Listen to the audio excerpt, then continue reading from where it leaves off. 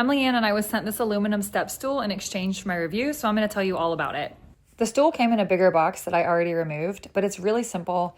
You just pull it out by the handle and there's a brief instruction book that tells you everything you need to know. It really could not be any simpler to use. It's a two-step system. You open each set of legs and they snap into place with an audible click. One really nice feature of this stool is there are 3 different height level settings. To adjust the height, you're going to press that button and pull the stool leg down.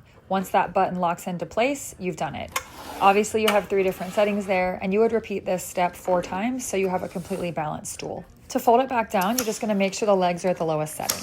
There's a little red 1 here, so that means those legs are going to be folded in first. I'm going to do the same thing on the other side, and now my stool is collapsed and I'm ready to go.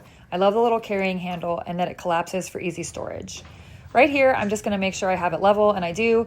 I love the rubber feet on the stool. It has a 440-pound weight capacity, and it's very sturdy. In summary, this is a great step stool. It supports up to 440 pounds. It's easy to take down and put away. I love that it has a carrying handle, and it definitely does the job for me, so I do recommend it.